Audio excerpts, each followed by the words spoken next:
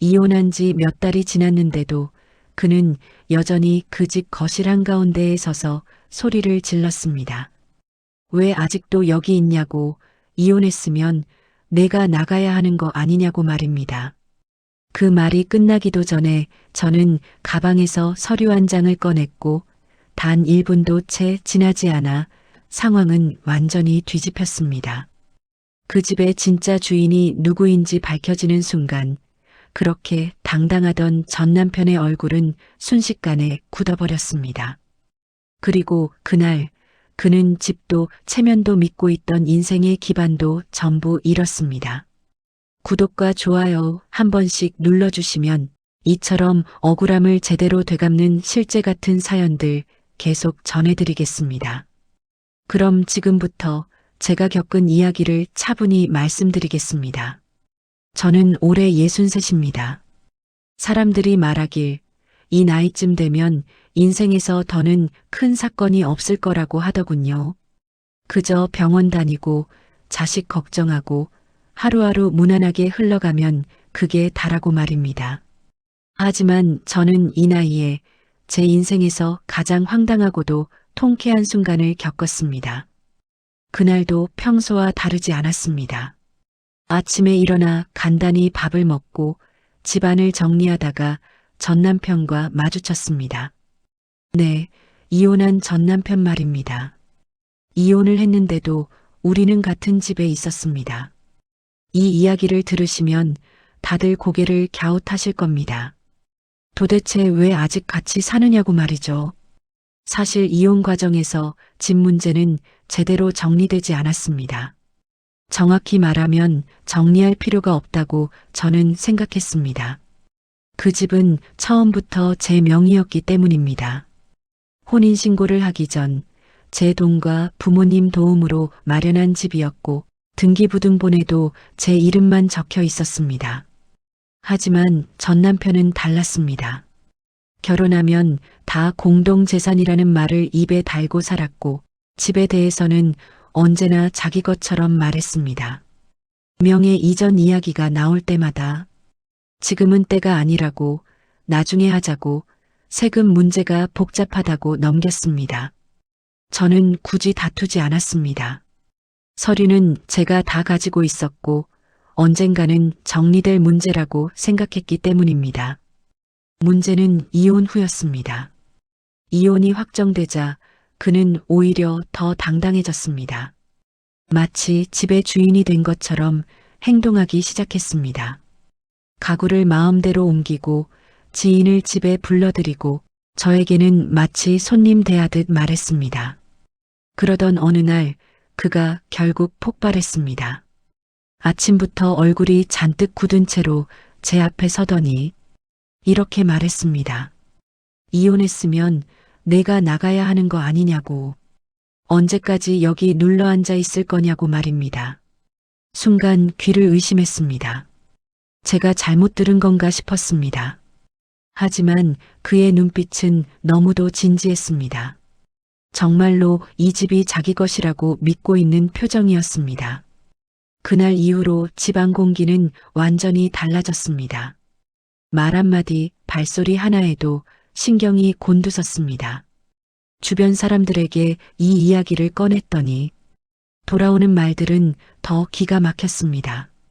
그래도 남자가 살던 집 아니냐, 괜히 분쟁 만들지 말고 내가 나가라는 말까지 들었습니다. 저는 그 말들이 너무 서러웠습니다. 법적으로도 현실적으로도 제 집인데 왜 제가 쫓겨나야 하는지 이해할 수 없었습니다. 하지만 감정적으로 맞서지는 않았습니다. 괜히 소리 높여봤자 손해라는 걸 그동안의 결혼 생활로 충분히 배웠기 때문입니다. 대신 저는 조용히 준비했습니다.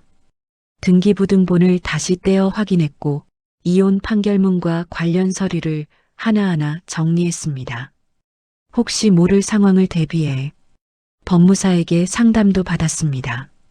이 모든 과정을 전 남편은 전혀 모르고 있었습니다. 그는 여전히 자신만만했습니다. 어느 날은 저를 향해 이렇게 말하더군요. 여기서 나가지 않으면 가만두지 않겠다고 말입니다. 그 순간 저는 속으로 결심했습니다. 이제는 끝내야겠다고 말입니다. 며칠 뒤 그날이 왔습니다. 전 남편이 또다시 소리를 지르며 이 집에서 당장 나가라고 윽박 지르던 날이었습니다. 저는 말없이 가방을 내려놓았습니다. 그리고 그 안에서 서류를 꺼냈습니다. 그가 비웃듯 말했습니다. 증거 있으면 가져와 보라고 말입니다. 그 집이 내 집이라는 증거가 있냐고 소리쳤습니다. 바로 그때였습니다. 제가 준비해둔 등기부등본을 그의 눈앞에 내밀었습니다. 그 순간 그의 표정이 변하기 시작했습니다. 처음엔 이해하지 못한 얼굴이었고 곧 믿을 수 없다는 표정으로 바뀌었습니다. 그리고 그 다음은 말문이 막힌 얼굴이었습니다. 이야기는 여기서 끝나지 않습니다. 이제부터 진짜 이야기가 시작됩니다. 그날 이후로 집안 공기는 완전히 달라졌습니다. 아직 아무 일도 공식적으로 벌어지지 않았는데 마치 제가 이미 쫓겨난 사람처럼 취급받기 시작했기 때문입니다. 전 남편은 제 앞에서 일부러 더 크게 발소리를 냈고 전화 통화도 거실 한복판에서 일부러 들리게 했습니다. 자기 친구에게 말하더군요. 곧 이 집 정리되면 편해질 거라고 쓸데없이 눌러앉은 사람이 있어서 골치 아프다고 말입니다. 저는 그 말을 들으면서도 아무 말 하지 않았습니다. 예전 같았으면 억울해서라도 따졌을 겁니다. 하지만 그때는 달랐습니다. 괜히 말 한마디 섞는 순간 그는 그걸 빌미로 더 큰 소리를 낼 사람이라는 걸 알고 있었기 때문입니다. 대신 저는 제 방문을 닫고 하루하루를 조용히 보냈습니다. 밥도 따로 먹었고 마주칠 수 있는 시간은 최대한 피했습니다. 집 안에 있으면서도 없는 사람처럼 지내는 기분이었습니다. 그러던 어느 날 그가 아침부터 제 방문을 두드렸습니다. 문을 열자마자 첫 마디가 그거였습니다. 언제 나갈 거냐는 말이었습니다. 날짜를 정해놓고 나가라고 말하더군요. 마치 집주인이 세입자에게 통보하듯 말입니다. 저는 그제야 물었습니다. 왜 제가 나가야 하냐고 말입니다. 그러자 그는 기다렸다는 듯 말했습니다. 이혼했으면 당연히 나가야 하는 거 아니냐고, 결혼 중에 같이 살던 집이면 자기 권리도 있는 거라고 말입니다. 그리고 결정적인 말을 덧붙였습니다. 주변에서도 다 그렇게 말한다고 했습니다. 그 말을 듣는 순간 저는 이 문제가 단순히 우리 둘만의 문제가 아니라는 걸 알았습니다. 잘못된 상식, 확인되지 않은 말, 그리고 목소리 큰 사람이 이긴다는 분위기. 그 모든 게 그를 더 당당하게 만들고 있었습니다. 며칠 뒤 친척에게서 전화가 왔습니다. 왜 아직도 그 집에 있냐고 묻더군요. 괜히 문제 키우지 말고 조용히 나오는 게 낫지 않겠냐는 말이었습니다. 그 집이 누구 명의인지도 묻지 않았습니다. 그저 남자가 살던 집이라는 말만 반복했습니다. 전화를 끊고 나서 한참을 앉아 있었습니다. 분노보다는 허탈함이 먼저 밀려왔습니다. 법도 서류도 아닌 말과 분위기로 사람을 몰아내는 게 이 나이까지 살아온 현실이라는 게 참 씁쓸했습니다. 그날 밤 저는 다시 서류를 꺼냈습니다. 등기부등본을 처음 샀던 날부터 이혼 판결문까지 하나하나 다시 읽어 내려갔습니다. 모든 문서에는 분명히 제 이름만 적혀 있었습니다. 누가 봐도 명확했습니다. 하지만 한 가지가 마음에 걸렸습니다. 법적으로는 분명해도 현실에서는 소리치는 사람이 유리한 경우가 많다는 점이었습니다. 그래서 저는 혼자 판단하지 않기로 했습니다. 다음 날 법무사에게 전화를 걸었습니다. 상담은 짧았지만 명확했습니다. 지금 상황은 무단 점유에 가깝다는 말이었습니다. 이혼 여부와 상관없이 명의가 전부라는 설명이었습니다. 괜히 말로 싸울 필요 없다고 했습니다. 절차대로 가면 된다고 말해주었습니다. 전화를 끊고 나서 이상하게 마음이 차분해졌습니다. 그동안 제가 흔들린 이유는 법을 몰라서가 아니라 괜히 사람 말에 마음이 흔들렸기 때문이라는 걸 알게 됐습니다. 그날 이후 전 남편의 태도는 더 거칠어졌습니다. 아예 대놓고 말했습니다. 이 집에서 버티면 더 힘들어질 거라고 말입니다. 하지만 저는 더 이상 흔들리지 않았습니다. 이미 마음속에서는 이 싸움의 끝을 알고 있었기 때문입니다. 그날 이후 저는 집안에서 더 조용해졌습니다. 말을 줄였고 시선을 피했고 불필요한 마찰을 만들지 않으려 애썼습니다. 겉으로 보기엔 제가 한 발 물러선 것처럼 보였을 겁니다. 전 남편도 그렇게 생각했을 겁니다. 이제 제가 슬슬 지쳐나갈 거라고 말입니다. 그는 점점 더 노골적으로 행동했습니다. 제 물건이 있던 자리에 자기 물건을 가져다 놓고 제 자리는 점점 줄어들었습니다. 부엌에서도 거실에서도 제가 설 자리는 없다는 걸 은근히 보여주듯 말입니다. 그럴 때마다 저는 아무 말도 하지 않았습니다. 말을 하면 할수록 그는 더 확신을 가질 사람이었기 때문입니다. 어느 날은 이런 말도 했습니다. 자기 지인이 곧 집을 보러 올 거라고 말이죠. 집을 내놓을 생각이라는 말이었습니다. 그 말을 듣는 순간 가슴 한쪽이 서늘해졌습니다. 하지만 얼굴에는 아무 표정도 드러내지 않았습니다. 그저 고개를 끄덕였을 뿐입니다. 그날 밤 저는 잠을 거의 이루지 못했습니다. 혹시라도 제가 모르는 사이에 집이 정말로 넘어가는 건 아닐지, 괜히 일이 커지는 건 아닐지, 별별 생각이 다 들었습니다. 하지만 다시 정신을 차렸습니다. 아무리 떠들어도 서류 한 장 없이는 아무것도 할 수 없다는 걸 저는 알고 있었습니다. 다음 날 아침 저는 다시 한번 등기부등본을 떼었습니다. 이미 수십 번은 확인한 서류였지만 그날은 유독 더 꼼꼼히 봤습니다. 주소, 면적, 소유자 이름, 어디 하나 틀린 곳이 없었습니다. 그 집의 주인은 여전히 저였습니다. 그제야 마음이 조금 놓였습니다. 상대가 아무리 큰 소리를 쳐도 현실은 변하지 않는다는 걸 서류가 말해주고 있었기 때문입니다. 그 순간 저는 깨달았습니다.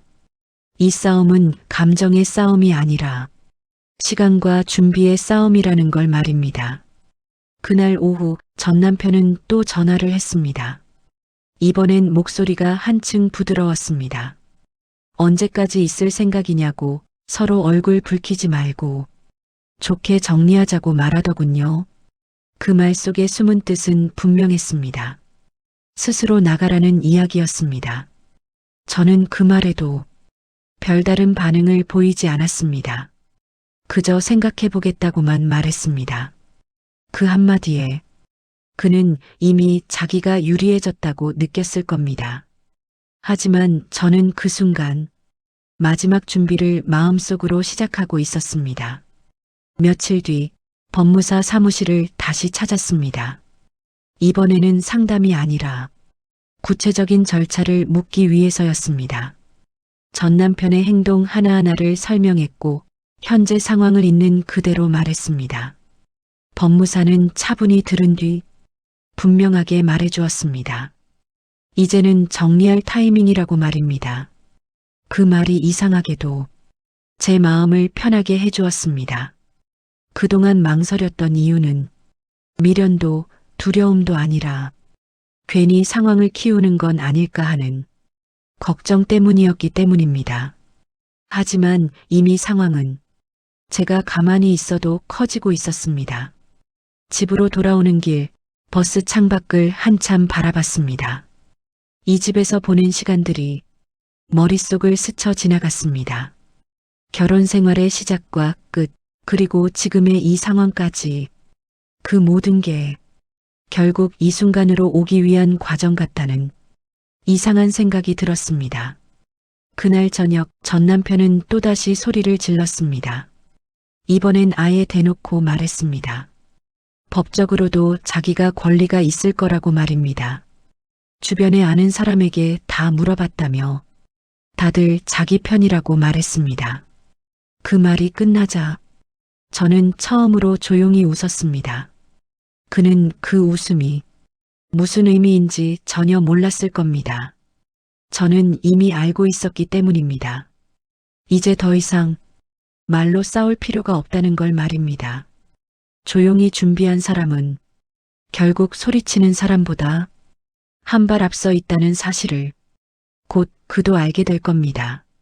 며칠 동안 집안은 이상할 정도로 조용했습니다. 전 남편은 더 이상 큰 소리를 치지 않았고 괜히 말을 붙이지도 않았습니다. 대신 저를 슬쩍슬쩍 훑어보는 눈빛이 늘었습니다. 마치 제 속을 떠보는 사람처럼 말입니다. 저는 그 변화가 오히려 신호처럼 느껴졌습니다. 자신만만하던 사람이 갑자기 조용해졌다는 건 어딘가 불안해졌다는 뜻이기 때문입니다. 아마 주변에서 이런저런 말을 들었을 겁니다. 명의가 중요하다는 이야기, 서류가 없으면 아무 소용없다는 이야기 말입니다. 그날 아침 그는 처음으로 물러서는 듯한 말을 했습니다. 서로 좋게 정리하자고 말이죠. 굳이 법 얘기까지 갈 필요 있겠냐고도 했습니다. 그 말투는 이전과는 달랐습니다. 명령이 아니라 제안처럼 들렸습니다. 저는 그 말을 듣고도 아무 대답을 하지 않았습니다. 괜히 그 틈을 파고들어 자기에게 유리한 말로 끌고 갈 사람이라는 걸 이미 충분히 겪었기 때문입니다. 대신 저는 가방을 챙겼습니다. 그날은 중요한 날이었기 때문입니다. 법무사와 약속한 날이었습니다. 이번에는 상담이 아니라 실제로 움직이기 위한 준비였습니다. 서류를 하나하나 꺼내 보여주자 법무사는 고개를 끄덕였습니다. 상황은 명확하다고 했습니다. 점유를 계속하게 둘 이유가 없다고 말입니다. 그 말을 듣는 순간 이상하게도 긴장이 풀렸습니다. 이제는 제가 뭘 해야 하는지 분명히 알게 되었기 때문입니다. 법무사는 절차를 설명해 주었습니다. 어떤 말을 해야 하고 어떤 순간에 서류를 꺼내야 하는지까지 차분하게 짚어주었습니다. 집으로 돌아오는 길 발걸음이 전보다 가벼웠습니다. 여전히 상황은 불편했지만 적어도 방향은 잡혔다는 느낌이었습니다. 집에 들어서자 전 남편은 소파에 앉아 있었습니다. 괜히 신경 쓰지 않는 척 텔레비전을 보고 있었지만 시선은 계속 제 쪽을 향하고 있었습니다. 그날 저녁 결국 그는 다시 말을 꺼냈습니다. 이번엔 주변 사람 이야기를 꺼냈습니다. 다들 자기가 억울하다고 한다고 말입니다. 결혼 기간 동안 같이 살았는데 아무 권리도 없다는 게 말이 되냐고 했습니다. 그 말 속에는 여전히 자기 확신이 섞여 있었습니다. 저는 그제야 입을 열었습니다. 하지만 따지지 않았습니다. 감정적인 말도 하지 않았습니다. 그저 짧게 말했습니다. 확인할 게 있으면 확인부터 하자고 말입니다. 그는 순간 멈칫했습니다. 무슨 말이냐고 물었고 저는 아무 대답도 하지 않았습니다. 그저 다음 날 함께 볼 게 있다고만 말했습니다. 그 한마디에 그의 얼굴이 굳는 게 보였습니다.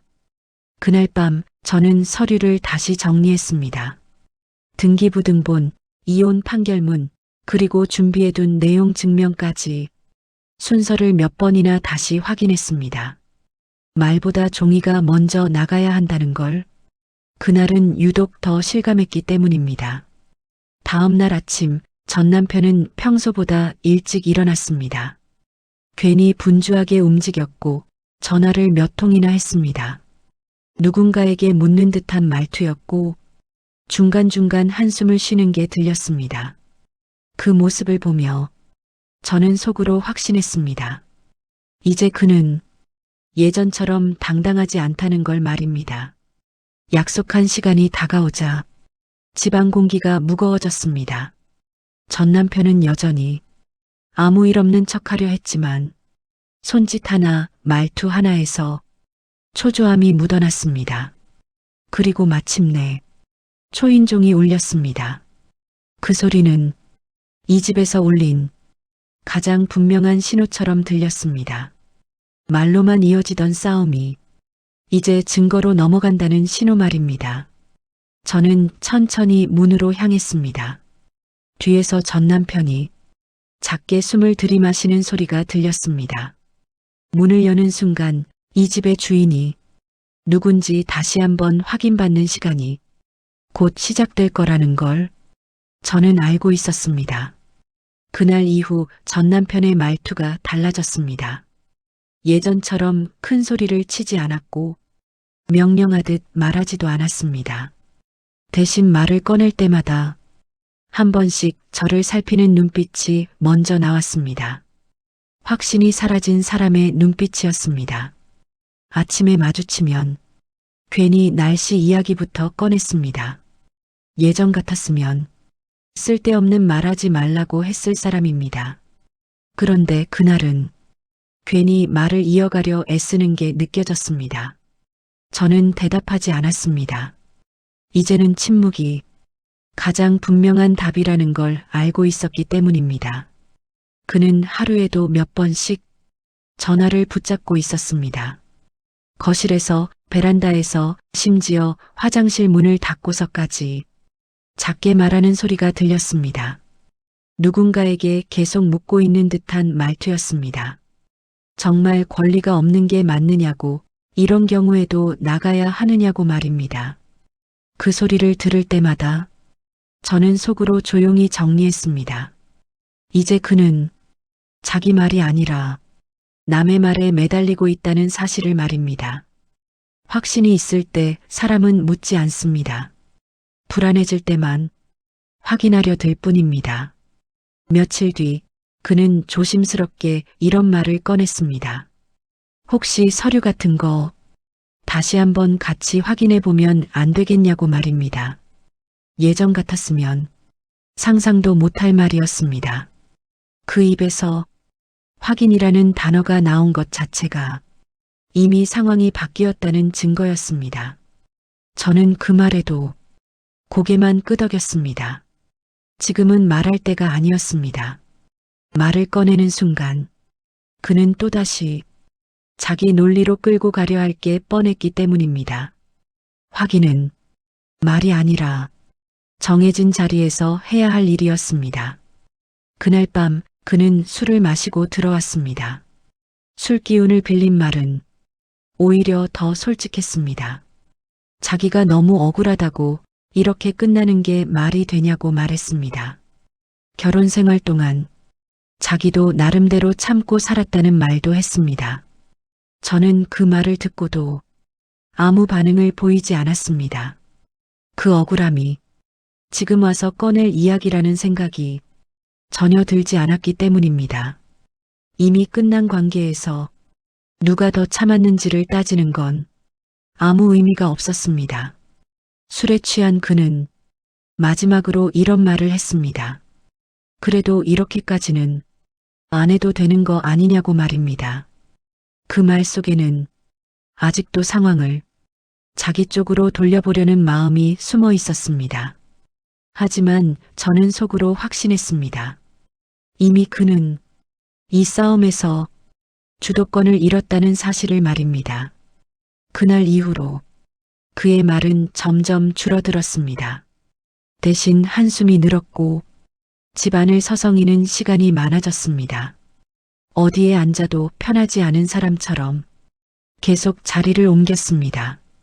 이 집이 더 이상 자기 공간이 아니라는 걸 몸으로 느끼고 있는 모습이었습니다. 저는 그 모습을 보며 처음으로 마음이 편해졌습니다. 이제는 제가 설명하거나 증명하지 않아도 상황이 스스로 말해주고 있었기 때문입니다. 소리치던 사람은 흔들리고 조용히 준비한 사람은 자리를 지키고 있었습니다. 이제 남은 건 말이 아니라 정해진 순간뿐이었습니다. 그 순간이 오면 모든 게 종이 위에서 끝날 거라는 걸 저는 이미 알고 있었습니다. 현관에 들어온 사람은 제가 미리 이야기해 두었던 법무사였습니다. 차분한 인사, 감정 없는 눈빛, 괜히 상황을 키우지 않는 태도, 그 모습만으로도 집안 공기가 확연히 달라졌습니다. 전 남편은 처음엔 아무 말도 하지 않았습니다. 괜히 침착한 척 소파에 앉아 있었지만 다리를 떠는 걸로 마음이 드러났습니다. 법무사가 거실 테이블에 앉자 저도 그 맞은편에 자리를 잡았습니다. 그제야 전 남편이 입을 열었습니다. 무슨 일로 왔냐고, 이렇게까지 할 필요 있냐고 말입니다. 법무사는 제 쪽을 한번 보고 그에게 차분히 설명했습니다. 점유 문제 확인 차 왔다고 말입니다. 그 말에 전 남편의 얼굴이 굳었습니다. 점유라는 단어가 그제야 귀에 들어온 모양이었습니다. 그는 곧바로 목소리를 높였습니다. 여기 자기 집이라고, 결혼 생활 동안 같이 살았고 이혼했어도 권리가 있다고 말했습니다. 그동안 제가 수도 없이 들었던 말이었습니다. 하지만 그날은 달랐습니다. 말이 끝나기도 전에 법무사가 제게 고개를 끄덕였습니다. 이제 서류를 보여달라는 신호였습니다. 저는 준비해둔 봉투를 열었습니다. 안에는 단 한 장 등기부등본이 들어 있었습니다. 괜히 여러 장을 꺼낼 필요도 없었습니다. 이 싸움은 처음부터 그 한 장으로 끝날 일이었기 때문입니다. 법무사가 등기부등본을 테이블 위에 올려놓았습니다. 그리고 아주 짧게 말했습니다. 현재 이 주택의 소유자는 이쪽 분이라고 말입니다. 그 말과 동시에 전 남편의 시선이 종이에 꽂혔습니다. 처음엔 이해하지 못한 얼굴이었습니다. 주소를 확인하고 면적을 훑어보고 마지막으로 소유자 이름을 봤습니다.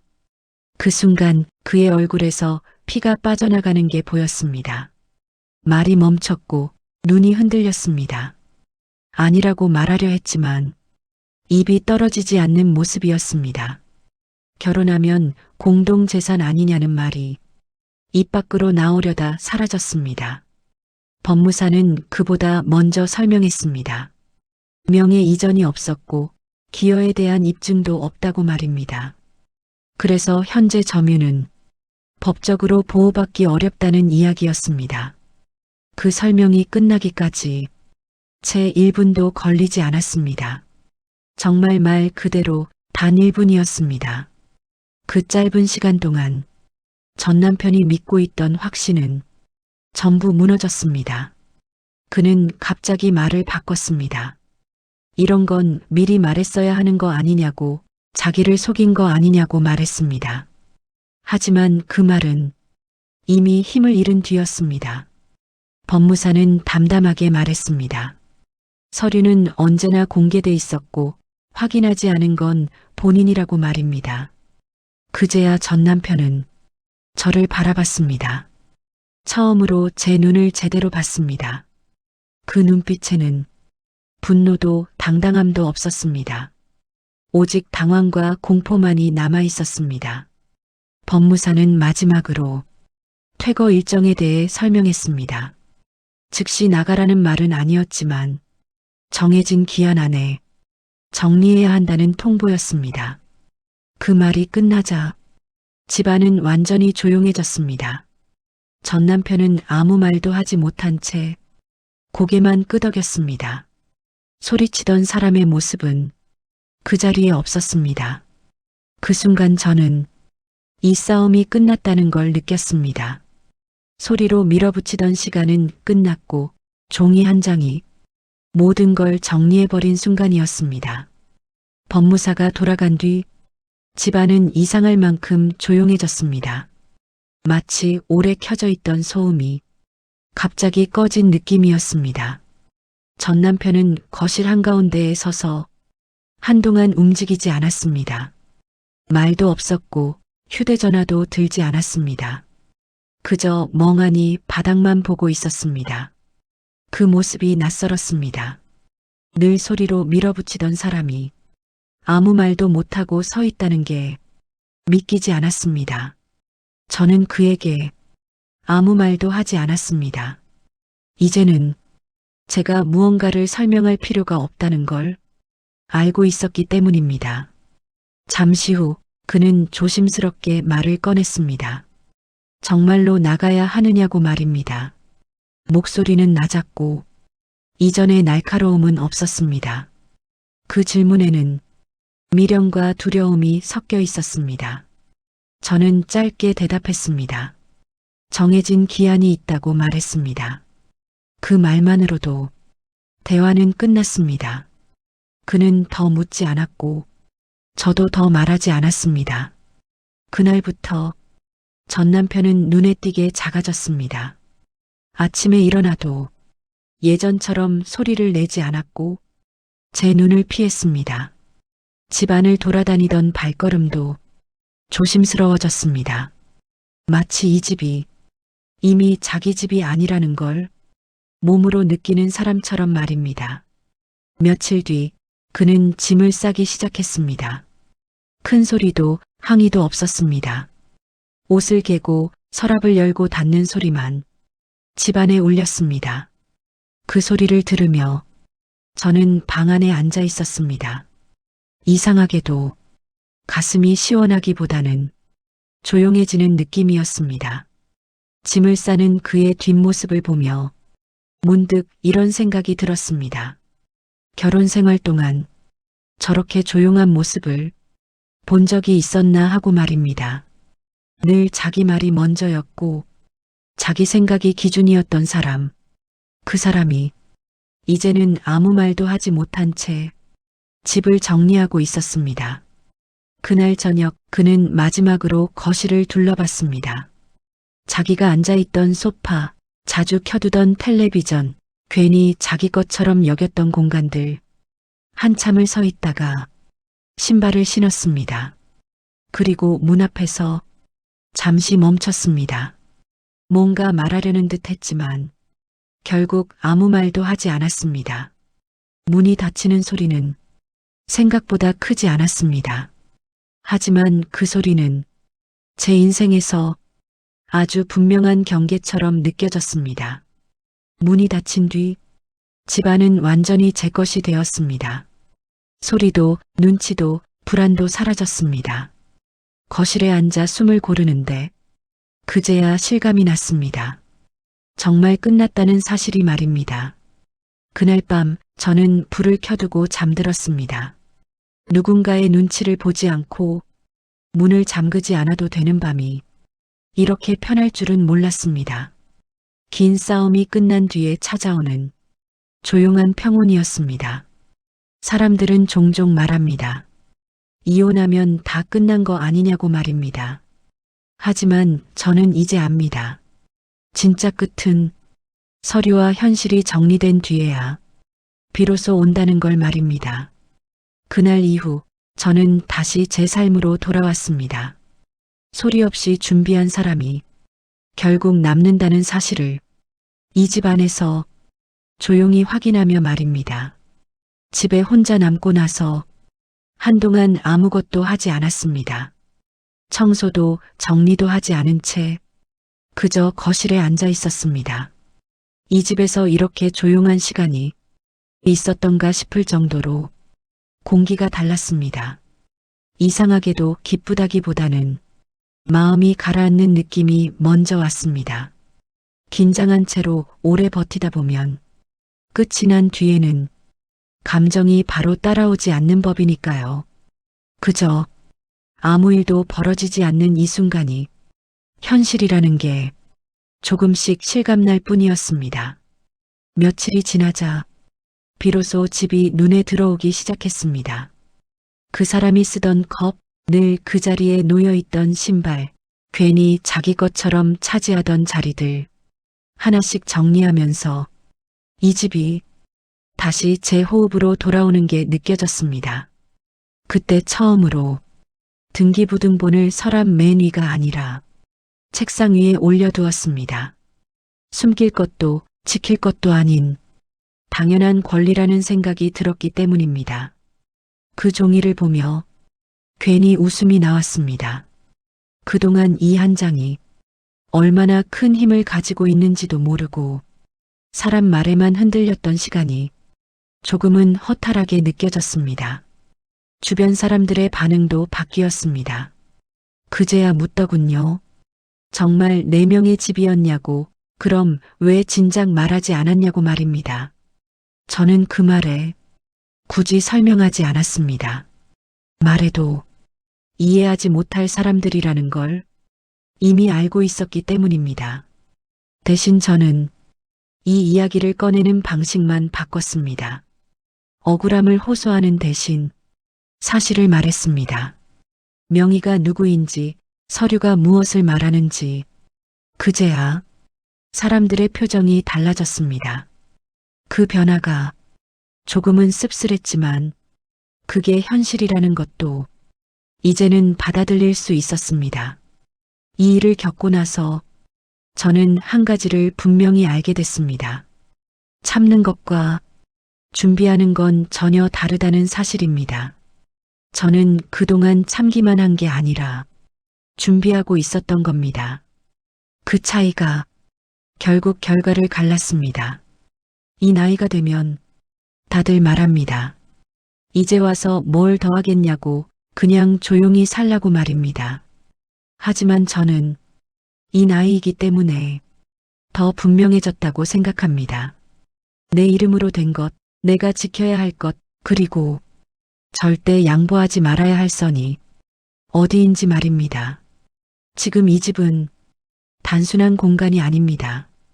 제 선택이 틀리지 않았다는 증거이고, 조용히 준비한 사람이 결국 남는다는 사실을 매일 확인하게 해주는 자리입니다.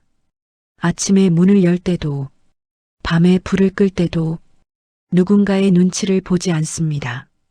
그 자유가 이제는 너무도 당연합니다. 혹시 이 이야기를 듣고 계신 분들 중에 비슷한 상황에 놓여 계신 분이 있다면 이 한 가지만은 꼭 말씀드리고 싶습니다. 목소리가 크다고 권리가 생기지는 않습니다. 말이 많다고 주인이 되는 것도 아닙니다. 마지막에 남는 건 항상 종이와 기록입니다. 지금이라도 등기부등본 한번 확인해 보시고 내 이름이 어디에 있는지 차분히 살펴보시기 바랍니다. 그 작은 확인이 나중에는 인생을 지켜주는 가장 큰 무기가 됩니다. 이 이야기가 조금이라도 도움이 되셨다면 구독과 좋아요, 그리고 주변에 공유 한 번씩 부탁드립니다. 지금 바로 실천하면 불필요한 분쟁을 미리 막고 내 권리를 지키는 힘을 가질 수 있습니다.